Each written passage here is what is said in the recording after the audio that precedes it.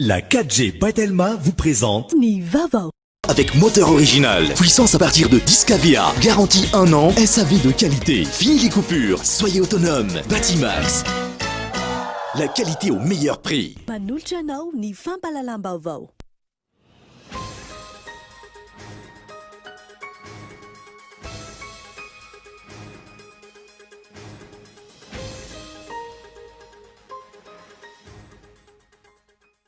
Manolona ny zava-misy eto amintsika sy any ivelany andrasana ny tafa sy dinika izay ao ataon'ny mpitondra amin'ny vahoaka rahampitso. Efa hita soratra nandritra ny filan-kevitra minisitra lasa teo ny fanapahan-kevitra ho raisina mahakasika ny sistansy ny abakabaka Madagasikara. Aérodrome secondaire miisa 22 no mbola tsy misy mpitantana amin'izao fotoana izao raha nambaran'ny tale jeneraly Adema. Ivoaka tsy ho elan'ny appel à manifestation d'intérêt mahakasika izany ary misy mifepetra takina.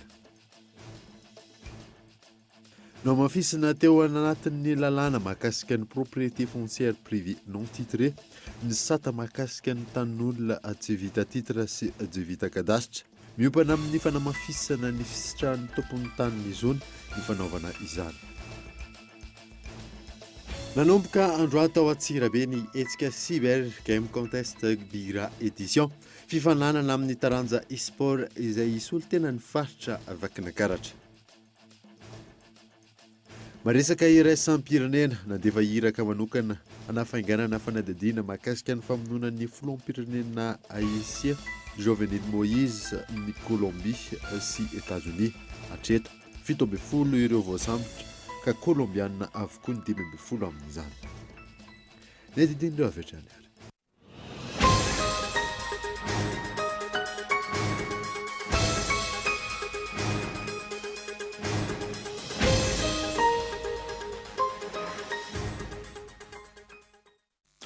Salantra tompoko lasy tompoko vavy fotoana vaovao eto amin'ny Cool TV ka manasanao ary anaraka izany hatramin'ny farany. Nanamboatsika ny vaovao manoloana ny zava-misy eto amintsika sy any ivelany andrasana ny tafa sy ny dinika izay ho ataon'ny mpitondra amin'ny vahoaka rahampitso. Efa hita soratra nandritra ny filan-kevitra minisitra farany teo ny fanapahan-kevitra ho raisina mahakasika ny sistany sy abakabaka Madagasikara. Ny andidiny izay zay teny Gaëtan Andriatsila. Tapitra rahampitso ny amiana ara-pahasalamana no alavaina tao anatin'ny 12 andro eto amin'ny tanin'ny Republikan'i Madagasikara izay noraisy ny mpitondra ny 17 jona lasa teo. Andrasana ny fanambarana sy ireo fepetra vaovao apetraky ny mpitondra. Na izany azy, efa hita soratra nandritra ny filan-kevitry ny minisitra ny alarobia lasa teo ireo fepetra ho raisina amin'ny fitohizan'ny fikatonan'ny abakabaka Madagasikara mikasika ireo sitina avy any ivelany. Antony iray voalohany hanamafisana ny fiambenana, ny sistany sy ny fanakatonana ny abakabaka, ny fisian'ilay variant delta izay manomboka miparitaka manerana izao tontolo izao. Firenena 9 hatreto no ahitana ny variant delta ary efa misy tranga tao Afrika Atsimo, Maurice, Seychelles sy La Réunion. Miato vokatr'izay ny fampidirana ireo olona maniry ny hiditra eto Madagasikara ho fiarovana ny firenena sy ny vahoaka malagasy. Antony faharoa, hanamafisana ny fiambenana ny sistany sy ny fanakatonana ny abakabaka ihany koa ny fivoatra ny toetra raha eto amin'ny firenena sy ny any ivelany. Mandeha ny feo fa misy mitady hiditra ny tsokosoko eto amintsika ka hamita ny iraka ampanaovina azy amin'ny fanakorontanana ny firenena. Isan'ny nisongadina tamin'ity herinandro ity ny fahatratrarana ireo olona ny fofo ny ain'ireo mpitondra fanjakana ambony niaraka tamin'ny fitaovana mahery vaika teny amin'izy ireo. Tranga izay azo lazaina olonilon'ny politika sy fitadiavan-tseza ary fankahalana tsotra izao ny mpitondra sy ireo mpiara-miasa aminy. Ireo no antony tsy maintsy hanamafisana ny fanaraha-maso sy ny fiarah-mientany rehetra ka tsy hanaika handrava ireo efa najoro hatr'izay. Vao omaly, nanamafy ny filoha fa tsy maintsy hafainganina ny fampandrosoana isaky ny faritra ary tsy maintsy apetraka amin'ny fomba ofisialy tsy ho ela ihany koa ny faritra 720 izay efa noraisina tao amin'ny filan-kevitry ny minisitra sy nankatoaviny ireo anteny miera roantonta. Vao omaly ihany koa, nanambara ny ministry ny fanajaren'ny tany sy ny asa vaventy fa efa any amin'ny lalam-pirenena faharoa ny orinasa hanamboatra ny lalana ary efa mandeha ihany koa ny dingana hanamboarana ny lalam-pirenena fahaenina.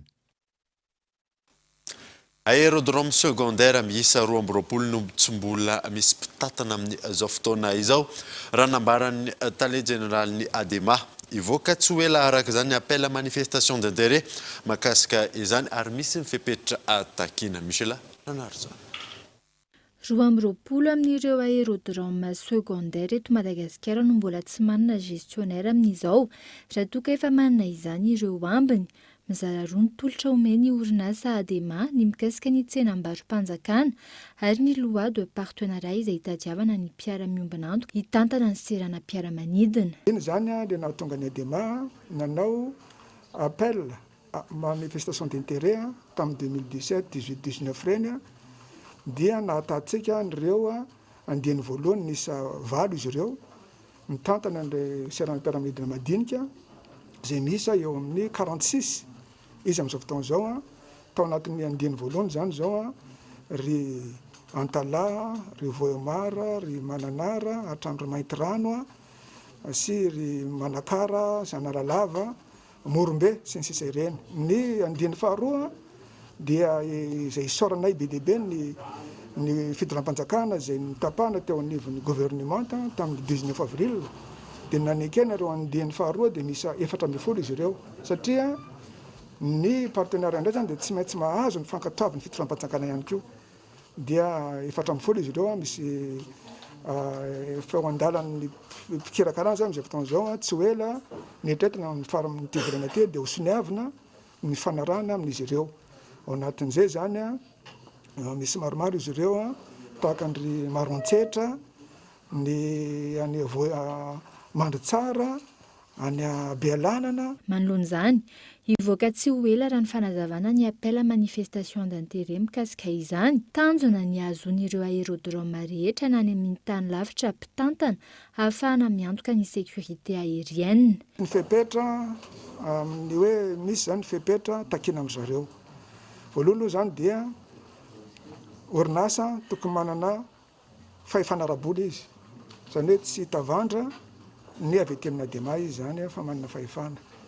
Faharoa dia na mbola tsy nanana traikefa azy izy teo amin'ny fitatana satria ny ADEMA ihany nanana traikefa teto hatramin'izay 30 taona nisin'izay dia manana izy ny ataontsika hoe programme ahafahany mampivoatra mampandrosa an'io serana mpiara-manidina zay tantaniny io. Ny obligation zany dia mila gestionnaire tsika mipetraka isan'andro eo amin'ny seranan'io manana n'le fahefana araboly izy manana koa izy le tsika hoe vina ahafahana mampandroso an'io satria tsy voatery hoe andray fiara-manidina ihany izy fa misy zao serana mpiara-manidina dia azo atao tsara ny mieritreritra hoe anaovana hôtely any amin'ny toerana dia ny hôtely mampidibola ho azy. Raha ny fantatra tsy manome vola mivantana ho an'ny serana mpiara-manidina madinika ny fanjakana fa anjaran'ny ADEMA izany vola izay mitetina 80 tapitrisa ariary. Ny farana omaly ny fampiofanana ireo mpiasan'ny ADEMA miisa 230 fampiofanana izay niompana indrindra amin'ny resaka fitantanana ny tsenam-barom-panjakana. Namafisina tao anatin'ny lalàna makasika ny propriété foncière privée non titré ny sata makasika ny tanolona tsotra tsy vita titre sy tsy vita kadasitra. Miompana amin'ny fanamafisana ny fitsirian'ny tompon'ny taniny zoany ny fanaovana izany miantarandriana avy. Ahafahan'ny olon-tsotra izay tompony tany ka efa nanamainty molalin'ny taniny misitraka karatany sy ahafahany ihany koa misitraka fenony zony eo amin'ny lafin'ny fananantany ny lalàna momba ny propriété foncière privée non titré nolaniny solombavam-bahoaka. Lazaina ao anatin'ny lalàna io hoe tena tsy azo ny société atao no mangataka an'izay karatany izay. Ny dikan'izay dia voary le tena olona eny fotony satria ny olona eny fotony zay mety ho rabirabin'ireo société ireo resaka vola zany dia mety ho alefa n'le tany nefa mbola tsy voasoratra amin'ny akory. Dia eo moa zany hitantsika fa manararoatra ireo olona le manamboly ireo dia lasa n'le tany. Fa ny tsara ho mariana ihany koa ao anatiny dia ny hoe efa raha azon'ireo olona ireo ilay karatany dia raha n'le lalàna teo aloha nanahirana nanao antoka anazy satria amin'izao tsika miteny zao zany dia efa mampiatra an'izany ny eto Madagasikara hoe ny pirofo tany anankiray dia azon'ny banky atao antoka dia amin'izao zany a no atsaraina ihany koa ilay karatany raha taloha izy nisy an'le soratra hoe jusqu'à preuve contraire dia nampiay amin'ny banque zay hoe izahay mila pirofo a tsy misy an'izany dia tonga le lalàna taty afara io zany le voarolan'iny io dia nitsoahany zay teny zay io le hoe jusqu'à preuve contraire fa napetraka fotsiny hoe afaka ampiasaina le pirofo a ary opposable au tiers. Tanjona amin'izao ihany koa ny ampihenana ny ady tany eto Madagasikara. Menimeniny tsika hoe be da be ny ady eny amin'ny fitsarana zany hoe ady ateraky ny fitantanana ny fananantany na iny fitantanana eny anivon'ny sampanarahany fananantany na eny anivon'ny birao foton'ny fananantany dia atao anatin'ity lalàna ity dia nomena fahefana be mihitsy ny ben'ny tanàna mba ahafahan'izy ireo zany a mandravona ny raharaha eny fotony. Zay ny anankiray fa ny anankiray dia ny hoe raha mahita le ben'ny tanàna fa misy tsy fanarahan-dalàna na misy zavatra hitany fa tsy nanaraka amin'ny tokony ho izy le karatany a dia azo ny avy hatrany tonga dia manitsy an'iny zay ndray na tena mandrava n'le karatany mihitsy satria hitany ohatra hoe misy fifantsahana amin'ny tany efa vita titra dia amin'iny a tsy makany amin'ny fitsarana intsony lay ady fa tonga dia voava eny atoerana eny fotony a eny anivon'ny birao fotony fananantany. Raha toa ka tsy nametraka feim-potoana ny lalàna 420 mikasika ny tany tsy vita titiriho teo aloha tao anatin'ity lalàna ity misy ny feim-potoana mazava fa afaka 12 taona no tsy maintsy ny asan'ilay olona eo ambonin'ny tany izay vao afaka miroso amin'ny fangatahana karatany izy. Amin'ny ankapobeny ampy an'io feim-potoana io avokoa ny tanin'ireo olon-tsotra nanamainty milaly ny taniny. Araka izany, miompana amin'ny fanatsarana ny sehatry ny fananantany eto Madagasikara ity lalàna ity ary maneho izany ireo teboka maro aminy. Fananganana ny birao fotony koa dia mizahana zany mba ampitoviana daholo dia nampidirina tao anatin'ny lalàna ihany koa. Ary ny isy voafetra ny habean'ny tany azo angatahina ny antony dia maro zany ireo tany nalain'ny sasany anarivorivo ny hektara izay tsy nivaoka ny fotony akory misitraka azy fa olo-gafa mihitsy satria nefa moa fa araka fantatsika dia ny tena antony izy io dia fanomezana pirofo an'ireo olona zay tsy manana taratasy amin'ny tanin-drazana zany hoe tany olo-tsotra zay ny fiteny azy tsy vita tita tsy vita kadasitra zany hoe fa tany hatramin'izay dia zay no rafitra tena nalamina aloha mba ahafahana nomezana tombontsoa ny vahoaka eny fotony. Raha tsy aivina, isan'ny fanatsarana natao tamin'ity lalàna momba ny propriété foncière privée non titrée ity ireto manaraka ireto. Ny Modramasina dia mijano tanim-panjakana, karatany dia natao ho an'ny malagasy iraisireny ary tsy ho an'ny personne morale.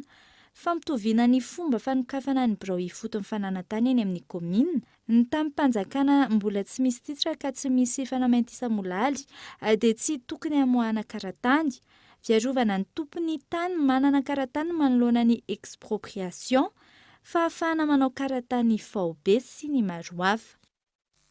Tontolon'ny fampianarana kosa indray dia tsy mbola mivany olana ho an'ireo mpandrarana Universitén'ny Toamasina na misy aza ny fifanantonana amin'ny tompona andraika raha nambaran'ny syndicat-ny mpiasa manoloana izany mbola mitohy ny fitokonana. Abrahama Randriamanana.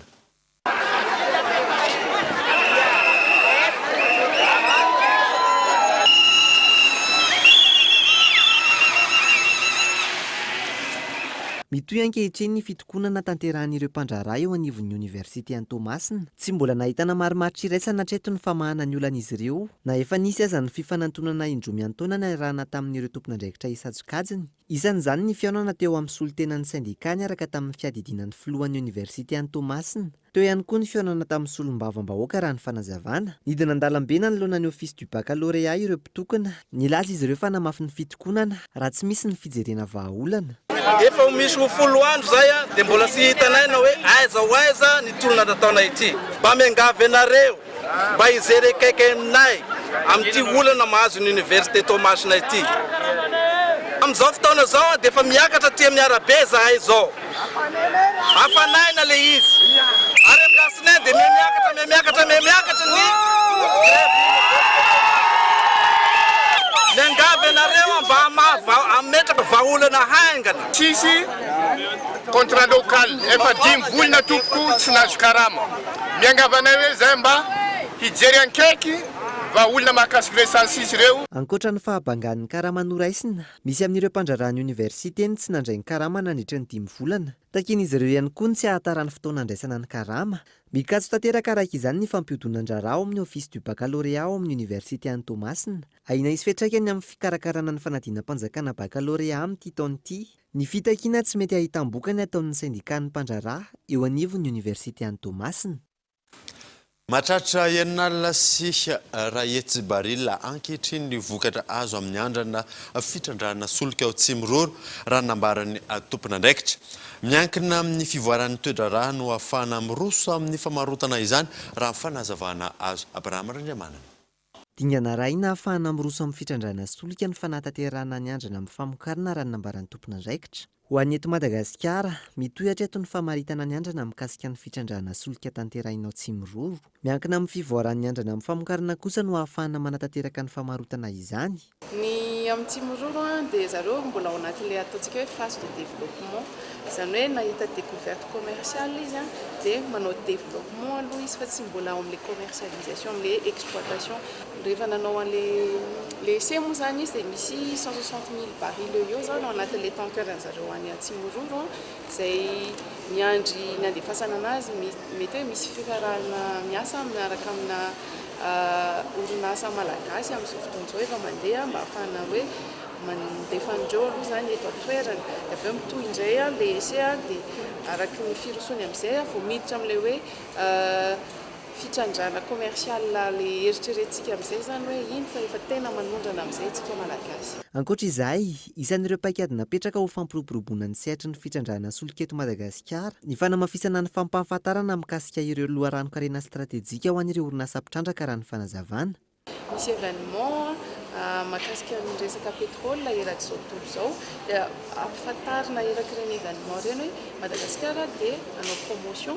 Dia misy an'ilay dossier amin'ilay promotion zany mivoaka ao anatin'ilay izy dia amin'ireny no consulten'ireo reo compagnie izay mety hoe liana dia ampiasa vola manao soumission ana dossier rehefa amin'ilay zany hoe sokatra ny promotion misokatra ny appel d'offre dia avy eo manao soumission ana dossier izy dia anjara andraikitry ny avaty amin'ny malagasy amin'izay no manao an'ilay fanadihadiana sy ny évaluation les compagnies. Totosa tetsy amin'ny lapan'ny tanàna n'Antananarivo androany, ny famaranana tamin'ny fomba ofisialy ny fankalazana ny 570 taona nisian'ny Omnisy na ny Office des Mines Nationales et des Industries Stratégiques.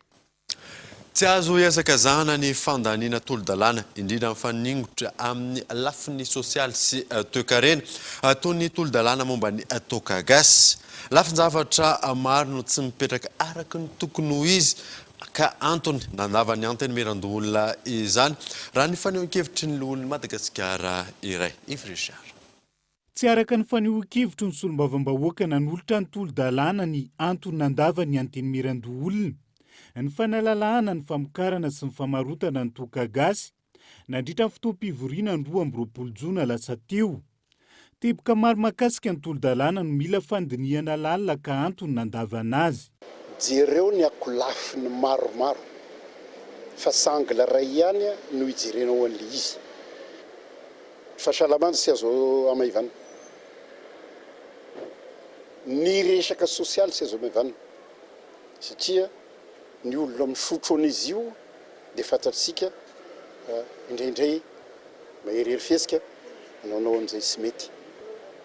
Ka raha misy zavatra dinihina sy dia hoe hiazakazana na hoe etanimpo fotsiny dia hoe tonga dia atao ty. Ka raha izy raha mbola sy masaka, mbola sy fotoanany amohanana azy zao, aleo aloha miandry. Tsy ho very anjavany ankilan'ny ezaka vita tamin'ny famolavolana sy ny fandrosoana ny tolo-dalàna.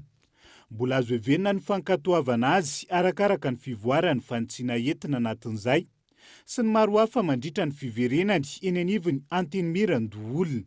Izany hoe koa sy midika hoe very sy maty tanteraka iny lalàna iny fa azo verina dinina indray mandeha ohatra le appellation toka gasy tsy hoe le gasy no maninona fa raha mikasika an'le toka izy so dia misy appellation hafa le olona nitondra an'le proposition de loi ny iveriko fa olona ny fitondrana amin'izao fotoana zao la preuve il est vice-président izaho eo amin'ny Sénat ao tsisy mpanohitra izaho eo ka namono hoe misy ambadika politika no ny antoninina za sy dia izay loatra fa mbola tsy fotoanany mbola tsy masaka le izy mbola azo ny averina. Efa lany zato isan-jato tamin'ny solombavambahoaka niatrika ny fivoriana nandritra ny fandiniana azy teny anivony Antenimira-pirenena ny tolo-dalàna. Isan'ny voatra tamin'izay mifamerana ny heriny ho 4.7 degre ahafahana manalalaka amin'ny famarotana azy. Tsy naharesy lahatra ny loholona izay ka andrasana ny tohindry mandritra ny fiverena ny tolo-dalàna miakadapa indray. Iroso amin'ny fitsiriana ny mpandraraha mandray ny vokatra ny lavanilina amin'ny vidiny tsy ara-drarany ny tompon'andraikitra isa-tsokajany araka mibaiko azo ny lehibe ny état-major-ny gendarmerie nationale.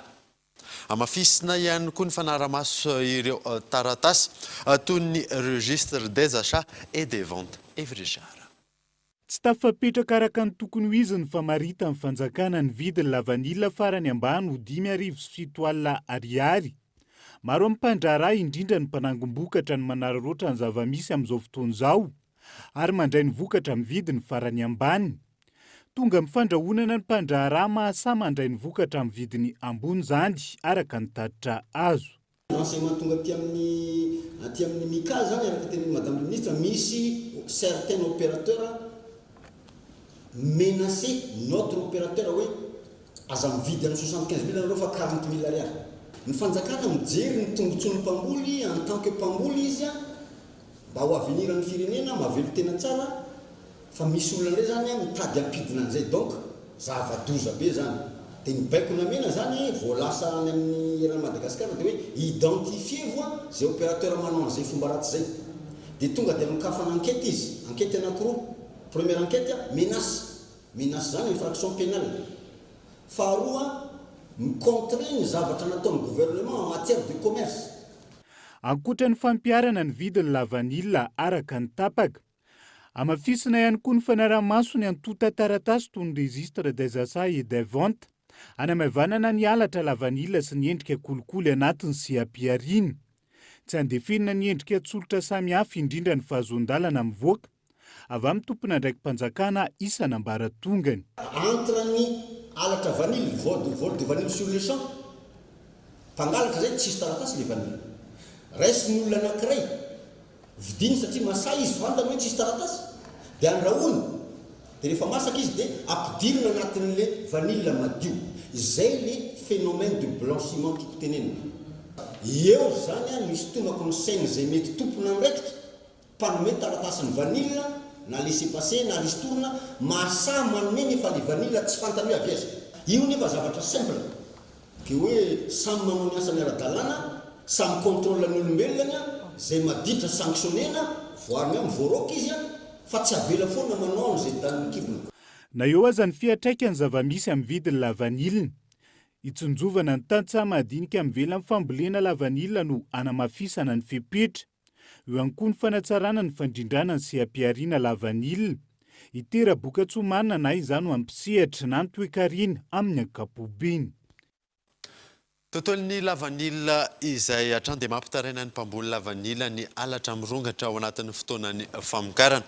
Maro amin'ireo mpamboly any amin'ny distrikan'ny Farakafangana sy ny faritra Atsimo Atsinanana no lasa mivarotra lavanilina maitso 2 arivo ariary ka hatrany amin'ny 3 arivo ariary ny kilao. Miantarandrianay. Tsara ny vokatra lavanilina ho an'ny distrikan'ny Farafangana sy ny faritra Atsimo Atsinanana manontolo tamin'ity tampo amboleny ity. Eo ampiandrasana ny taom-piotazana ireo tantsaha ankehitriny. Amin'izao fotoana izao tsy mbola matoy ny lavanilina ka manainy amin'ny firongatry ny halatra lavanilina maitso ireo mpamboly. Ny mpamboly zay mpikambany ao firesakina ny agnarany ao mifijemy ao miabaralay mitambatra maromaro ay agnatin'isan'izany fivokatra amin'ity toerana ity be dehibe fisan'ny tompony fanina mpangalatsy sozofo matetika aisareo fa io dasikivy da varovataraiky andragno anatodana takalokitolo ambanily agnataheroke tombosoa amina magnaraky. Isan'ny matetika lasibatry ny alatra lavanila ny distrikan'ny Farafangana. Maro amin'ireo mpamboly manoloana io no lasa mivarotra ny vokatra tsy matoy eo 2 ariary na 3 ariary ny kilao. Namarana ny solo-mavamboaka voafidy tany an-toerana fa amin'ny alalan'ny fanamafisana ny fanaraha-maso ataon'ny tandron'ny filaminana sy ny tompon'andraikitra voakasika no ahafana misoroka ny fongatry ny alatra. Amafisy ny andro maso pokon'olo. Atao mafimafy saiko raha azo atao agnisy posta avancena ino akaikina aty epamokatry lavanily voazaka gne barage sy mandrany sy malamy ny tovahoaka toa miambina an'io lavanily io manomboka ame mois de mars février mars jusqu'à amin'andro androany miamban'ity lavanily ty mihoatra avao io lavanily io megna amin'agno sisy olo ambonin'ny lalàna zany na iza izy ka misy tandrevaky gn'amin'io barrière économique io matoa efa 9 tonnes gne lavanily maiso e mizoso amin'ity faritra Simosagnana ity 500 kilao avao gn'enregistré ao ame fisc zany ao koa zany gn'anzakan'ny évasion fiscale. Etsekilany angatan'ireo tantsahany ijerena manokana ny taom-piotazana antony betsaka ny lavanila matoy mialohan'ny taom-piotazana ary ny fanazavana betsaka araka izany ihany koa ireo lavanila simba sy lo ampotony vokatry ny fahatarany fiotazana. Namaran'izy ireo ihany koa fa tokony samy anana ny taom-piotazana ireo faritra tsirairay. Hatreto raha 5.7 ariary ny tokony ho vidin'ny lavanila dia 5.2 alina ka hatramin'ny 2 ariary eo ny kilao angalan'ireo mpanangom-bokatra ny vany ao amin'ny faritra Atsimo Atsinanana izay anaovan'izy ireo antsoava amin'ny tompon'andraikitra ny jerena akaiky ny kaskan'izay. Tonga eto amin'ny fotoana ny dokavarotra isika aorianan'izay ahitantsika mahakasika ny tontolon'ny fitaterana eo ihany koa momba ny trangam-piarahamonina iray rehefa avy eo ary.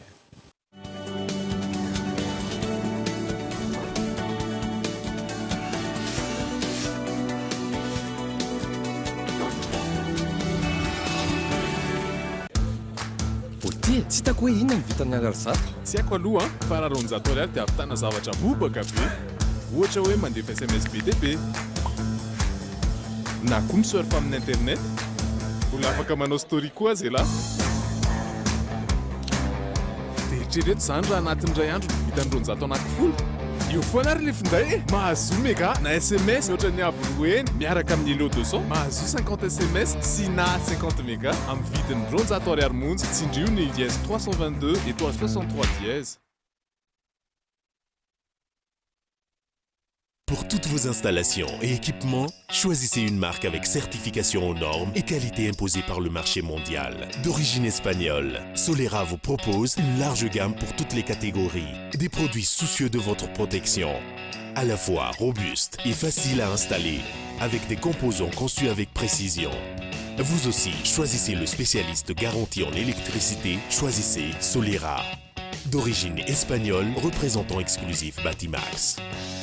Batimax, la qualité au meilleur prix.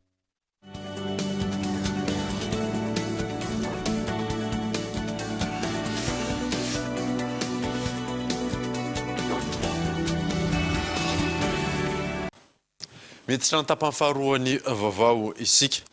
Toy ny ezaka fampanajana ny zo sy fampivoarana ireo olona manana fahasembanana ao vakina karatra no vatsiana fitaovana izy ireo ka 12 no nahazo fampitaovana avy amin'ny tetikasa miara. Kolo TV Antsirabe.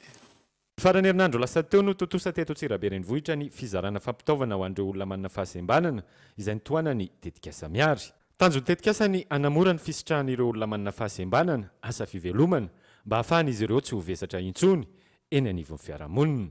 Araka izany dia nisy ny fampiofanana arak'asa izay nomena azy ireo mahakasika ny tetikasa izay nosafidiany ary novatsiana fitaovana mifanaraka amin'izany. Misy karazany maro. Misy ny ofana momba ny informatika zao dia omena imprimante izy ohatrany hoe amin'ny resaka multiservice zany satria izay no mety ho vitany. Misy indray ny anatra ny ofana momba ny patisserie. Misy indray ny efa niasa momba ny coupe couture dia omena moteur izy adapteny an'ilay machine efa nananany zany mba ahafahany mampiasa an'iny satria indraindray tsy mifandraika amin'ilay toe-batany ilay machine raha hodina tanana fotsiny amin'izao. Ireo ny ofana mikasika ny taovolo dia omena brochine professionnelle dia misy koa ny lisseur dia misy koa ny brousse zany ahafahany miasa miaraka amin'ilay brochine. Misy ihany koa nanao ny ofana momba ny fiompiana tao ny fiompiana akoho omena akoho sy sakafo ny ary vaksiny. Misy koa rehefa ny ofana momba ny fiompiana kisoa dia omena kisoa ihany koa izy kisoa kely zany. Marobe ireo tombontsoa azo avy amin'ny tetikasa miaro ireo mpitsitraka indrindra fa fampiofanana arak'asa sy ny fanampiana raha-pitaovana entin'izy ireo mivelatra eo amin'ny asa fivelomany. Ho anahy manokana zao any resaka informatika no nataoko dia imprimante no azoko zany. Isaorana be dia be ny mpanolotra indrindrandrindra ny mpamatsy vola isaorana indrindrandrindra tompoko makasita tondra fiovana zay satria teo aloha zany dia tsisy fa ordinateur fotsiny ahafahana miasa dia manao impression manao CC any ivelany manao an'izay fa zao efa misy an'ity fitaovana ity dia afaka miasa tsara haingakaingana kokoa zany ny fanaovana ny asa izany. Olona manana fahasembanana 12 avy eto Vakinakaratra no nisitraka ireo fampitaovana ireo avy amin'ny tetikasa miary. Andrinirinana André Merso, Cool TV Antsirabe. Mijana any Antsirabe ihany isika dia nanomboka androany tao Antsirabe ny hetsika Cyber Game Contest Bira Edition fifananana eo amin'ny taranja e-sport izay solotena ny faritra Vakinakaratra sy prizay izay ny Cool TV Antsirabe hatrany. Taoriny Manjanga dia Antsirabe renivohitra indray no nandray ny hetsika Cyber Game Contest Bira Edition fifananana eo amin'ny taranja e-sport iarahana amin'ireo mpiara-miasa sy mpanohana marobe ary ny fahita lavitra Cool TV. Teto amin'ny Alliance Française Antsirabe no nanantanterahana ny hetsika ary nahitana mpandray anjara 13 avy eto Vakinakaratra sy Amormania. Raha ny salan-taonan'ireo mpifaninana dia 10 taona ny zandriny indrindra ary 440 taona ny zokiny indrindra. Haritra 2 andro fifaninanana ary ireo mpilalao izay mivoaka ho mpandresy dia isolotena ny faritra Vakinakaratra amin'ny fifaninanana nasionaly izay ho tanterahana any Andrenivohitra. Ho an'ny anio sabotsy aloha zany dia dingana fifantsanana dia ho an'ny rapitso ny dingana famaranana rehetrarehetra manomboka amin'ny 8e de finale no miakatra. Any ho an'izay tafiakatra eto dia miakatra mandeha misolotena ny tanàna Antsirabe amin'ny famaranana farany dia farany indrindra amin'ny volana novambra ho avy izao. Ifanandrina amin'ny zareo mpifaninana avy Toamasina, zareo avy any Mahajanga dia ny ao Antananarivo ihany koa moa zany mazava azy mbola anaovana sélection amin'ny volana septambra ho avy izao raha tsy misy ny sampona fandraikan'ny tia resaka toetra ara-pahasalamana misy eto amin'ny tany sy ny firenena ity. Anisan'ny nampiavaka ity hetsika Cyber Game Contest Bira Edition ity fandraisana anjaran'ireo andriambavilanitra tao anatin'ny fifaninanana nampisehon'izy ireo ny fahaiza-manaony eo amin'ity sehatra ity. Akoatran'ilay hoe nisy katita kely dia nisy le olon-dehibe zavatra anankiray somary navariana anay mpikarakara moa zany teto dia ny fisian'ny zatovavy tamin'ny sehatra tekenina. Raha ny hitako aloha zany dia Antsirabe no manana gamers féminin betsaka indrindra tamin'ireo tanàna nlalovanareo tany Tamatavy tsy nisy mbola ho avy ny any Antananarivo fa ny eto aloha zany tena betsaka nisy 3 mirahavavy izy tao dia izay miporofo moa zany nisy vehivavy ary tena mahay zany mahay mantsy dia hoe mahafantatra combinaison na tosy afaka mahay mametraka stratégie. Mahafinaritra aloha ny raha mbola misy ohatr'izay mbola participer foana aloha. Ny vadiko moa zany tena efa mpilalao foana hatramin'izay tena hita anazy ny lalao dia liana be. Mahafinaritra aloha ilay fikarakarana tokony asiana matetika moa zany satria aty Antsirabe tena hitako hoe betsaka ny ankizy liana amin'ny resaka jeu vidéo dia tokony asiana matetika ihany. Sikatra hoe ny tompona andraikitra fa efa manana traikefa sy avolenta avokoa ireo mpilalao avy eto Antsirabe raha hoarina amin'ireo faritra hafa eto Madagasikara izay efa nilalovan'ny Cyber Game Contest. Tontolon'ny fitaterana kosa indray dia araky ny fandaminana nanomboka tamin'ny vanim-potoanan'ny fiboana mbola eny amin'ny tompiantsonana aloha hatreto ny fourgon mpitatitra entana no manangona ireo entan'izy ireo hoy ny avy ao anivon'ny ATT azony mpitandro amin'ny filaminana taony manasazy izay mandika izany. Nabinina Ravelorson. Tsy maintsy eny amin'ny tobim-piatsorana misy eto Antananarivo ireo fiara vaventy na ny fourgon manangona ireo entana hoentiny eny amin'ny faritra. Mbola tsy azon'izy ireo atao manao izany eny amin'ny toerana tsy voatondro mandra-pisin'ny ny lamina vaovao araka ny nambarany avy eny anivony ATT. Ary eto dia mbola manantitra ny fiangaviana ireo mpitandro filaminana zavaonareo ny kitusy reny fiara mpitondra entana reny fa izay tsy manana kitusy ara-dalàna nivoaka atao amin'ilay gare routière na menomeno teny amin'ny sisiny izy na manao rakolazy ary. Manome alalana mivezivezy manerana ny Madagasikara ny taratasy fahazoan-dalana ho an'ireo fiara-pitatitra entana eto amintsika. Tsy misy araka izany ny sakana raha toa ka ara-dalàna ireo atota taratasy ireo. Zay aloha no mbola mampiavaka azy amin'ilay fitateran'olona.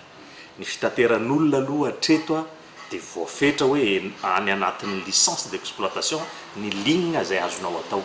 Raha ohatra zany ianao ohatra hoe Antananarivo Mahajanga, Antananarivo Diego, zay ihany no azonao atao miaingeto hatrany Mahajanga, ainga Mahajanga miverina aty na makany Diego.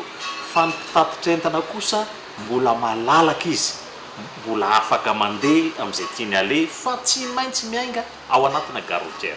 Taoriana ny noty navoaka ny ministera ny fitaterana nandritra ny vanim-potoana ny fioboana izay mbola ao anatin'ny azon'ny mpitandro ny filaminana avy hatrany mandray fepetra raha toa ka misy ny fandikan-dalàna ho an'ireo mpamily fiara fourgon raha mbola misy ny famonona entana eny amin'ny sisiny arabe.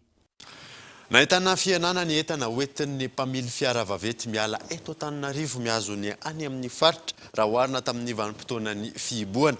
Misy fiantraikany ratsy hatrany amin'ny fidiram-bolana ireo dokera izany raha ny fanazavana azo. Nabinina Ravelorson. Raha miaingatra any amin'ny 5 tapitrisa ny entana hoentiny ireto fiara vaventy mpitatitra ireto tamin'ny vanim-potoana ny fiiboana, ankehitriny kosa ny enatra any amin'ny 3 tapitrisa izany. Efa saika mandefa entana amin'ny fourgon na ny fiara fitaterana avokoa ny ankamaroan'ny mpanjifa araka ny nambarany ireto mpitatitra. Koa miteraka faty antoka ho an'izy ireo izany ary nahitana fienana ireo mpanafatra entana ankehitriny. Ankilany miamitombo ny fotoana amenon'izy ireo ny entana. Taloha zany mameno tomobile eo amin'ny 2 andro ndray andro fa amin'izao izy lasa 4 andro 5 andro vao mafeno tomobile.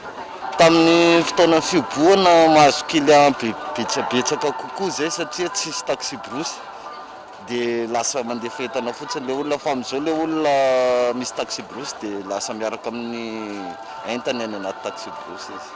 Tsy ireo mpamily fiara vaventy ihany no misedra olana tahaka izao fa na ho an'ireo dokera izay mitatitra entana ao anatin'ny fiara ihany koa. Ndray andro aloha zay io antarapatra mahita mandeha misy anatin'ny andro semaine zany kotiana io ray foana ho anatin'ny semaine ray foana no alevanay zany ho anatin'ny misy fiatraikany katry hitanao le fourgon mebedebe lasa mandeha any amin'ny fourgon daholo zany le olona satria iny tonga aingakaingana nohon'le camion kosa zany izy zany dia tsy mafeno mihitsy zany zay hoe mandeha isan'andro tsy mandeha isan'andro mihitsy ny camion ray isan-kerinandro zany minimum le izy. Noho izay fienan'ny mpanafatra entana izay raha tany amin'ny faritra avaratry ny nosy iny nanaovan'izy ireo ny fitaterana teo aloha nandritra ny vanim-potoana ny fiboana, ankehitriny kosa ny azo any amin'ny faritra atsimo atsinanana. Raha ny antotanisy avy eo anivon'ny ministeran'ny fahasalamam-bahoaka izay nivoaka tamin'ity andro any ity 7 ny voamarina fa mitondra ny tsimok'aretina coronavirus eto Madagasikara. 7 kosa mifantatra fa sitrany na soamantsara 27 no mbola ao anatin'ny forme grave ary tsy nisy ny aina nafoy. Any amin'ny faritra Anosy ao Taolagnaro mitombo ny tany tsy fananan'asa. Nanomevahana izany ny fifindramonina milongany noho ny fisian'ny valinaretina coronavirus teto Madagasikara. Ny makasika izay indray no entina aminao anatin'ny fandaharana alalino rapitso amin'ny 7 arivo eto amin'ny Cool TV arahoary ny ampany amin'izany. Amin'ny 8 maraina izao eto amin'ny fokontany iray eto Taolagnaro. Fianakaviana maro no mivelona amin'ny alalan'ny famakiana vato. Raha ny tetỳ amin'ny toerana mamaky vato avokoa na ny efa nahazo taona na ny ankizy hatramin'ny bitika indrindra tsy mifidy na lahy na vavy. Tahaka ny any amin'ny faritra maro manerana ny nosy olana goavany eto Taolagnaro ny famarony ankizy latsaky ny 12 taona miasa. Eto amin'ity toerana ity, maro amin'ireo mamaky vato no ankizy. Ity ankizy vavy iray ity ohatra 5 taona izy zao, manomboka amin'ny 7 maraina ka hatramin'ny 2 atoandro eo dia miasa mamaky vato ny tenany, manampy ny mamany. Raha ny nambarany reniny, 7 volana izay izy ireo no nifindra teto Taolagnaro, raha toa ka nipetraka tany Amboasary Atsimo taloha. Zaho ndaty Amboasary agny mipay bato ato. Mikarama mipay hanigny fa kere zahay Androiagny. Ndaty Androiagny zahay. Fa mikarama bezafo ato tianako valo. Nianatsy fa nandesaky fa tsy misy tihay melogna azy agny. Nianatsy fa nandesaky fa kere tany ay Androy. Noli koa zahay votsiny mahita forele mampianary ay koa reky. Ina ny asa zareo zao? Tiasa ay mipeky vato inantohinana ay hanigny. Avaro ay mo yareo amizay koa to le patron le vili ay hanigny. Nafa miala zahay nafa mitoko midimy mangaran koa. Zao le arany amo deba koa le vili ay hanigny koa sosoa. Vola ze azo inanto zany maharaky toko 10 daba. Ray daba nenjato. Le misy ene 10 daba mahatsatsy ene ngarivo. Saika niala tamin'ny fianarana avokoa ireto ankizy miasa mamaky vato ireto. Manao ity asa ity izy ireo amin'ny ankapobeny, manampy ny ray aman-dreny amin'ny fivelomana sy famitiram-bola. Trangam-piarahamonina kosa indray dia olona miisa 7 no voasambotra ny mpitandro ny filaminana ao Moramanga mahakasika ny fangalarana fiarana orinasa iray miara-miasa amin'ny orinasa Ambatovy. Isan'ireo voaroroina natateraka izany mpamily iray miasa eo anivon'ilay orinasa raha nambarany tompony andraikitra. Abraham Randriamonana. Fiaran'ny orinasa iray miara-miasa amin'ny orinasa Ambatovy tsy hita ny andron'ny 27 Jona teo tany Moramanga. Taorian'izay nampandre ny tandron'ny filaminana ny tompon'ny fiara. Araka izany, niroso ny fanatanterana ny fanadiadiana. Ny 2 volana Jolay lasa teo, sarina tany Sahambala distrikan'ny Tomasina 2 ilay fiara raha nambaran'ny tompony andraikitra. Miisa 7 ireo voasambotra ny tandron'ny filaminana mikasika ny fangalarana ity fiara ity, izay nahitana ny mpamily eo anivon'ilay orinasa raha ny fanazavana.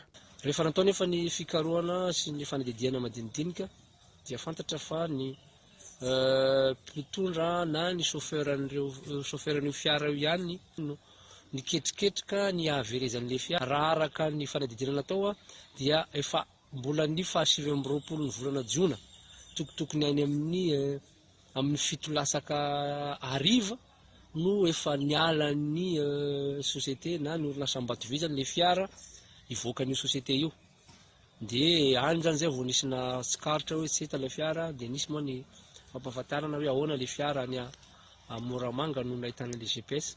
Dia rehefa natao ny fanadidiana dia ireo mpiasa na ny chauffeur ny fiara io any orinasa Tenety Lava io ihany sy ny namany maromaro zay misy ny responsable ny contrôle amin'le orinasa no niketrika ny fahaverezana.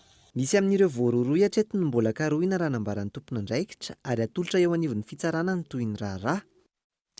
Maresaka iraisam-pirenena kosa indray dia nandefa iraka manokana anafaingana ny fanadadiana mahakasika ny famonoana ny filoham-pirenena haïtiana Jovenel Moïse ny Colombie sy États-Unis. Hatreto 17 ireo voasambotra ka Colombiana avokoa ny 15 amin'ny zandry fanadadiana. Mitony fikarohany ireo tompony antoka tamin'ny famonoana ny filoham-pirenena haïtiana. Araka ny loharanom-baovao, mpitandro ny filaminana Colombiana teo aloha ny 20 amin'ireo mpikaramanady ary mbola karohina amin'izao fotoana izao. Vahoaka maro araka izany no mikasa hitsoaka ny Haïti manoloana ny tsy fandriam-pahalemana. Manay ny fitandrona ny fatra manokana na ny sity stratezika ihany koa ny fitondram-panjakana manoloana io. Ka nangataka ny fandefasana tafika manokana avy amin'ny firenena mikambana sy États-Unis.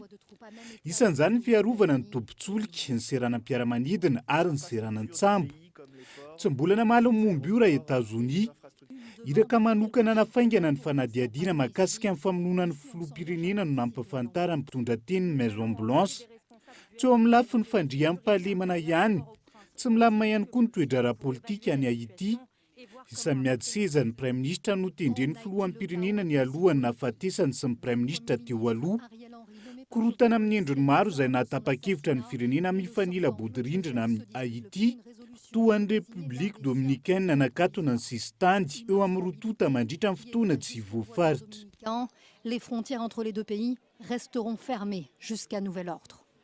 Dia izay indray mamarana vaovao tamin'ity androany ity ankasiahana nanaraka izany soava tsara daholo tompoko.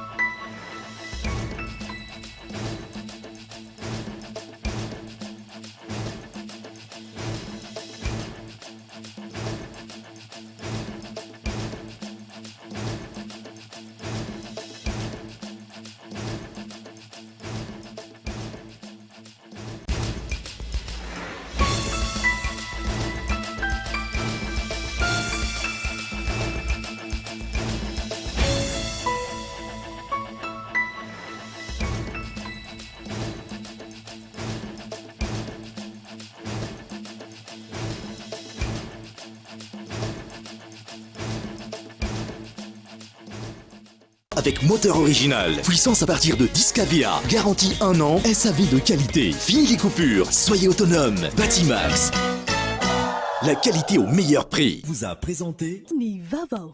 La 4G by Telma vous a présenté Ni Vavo.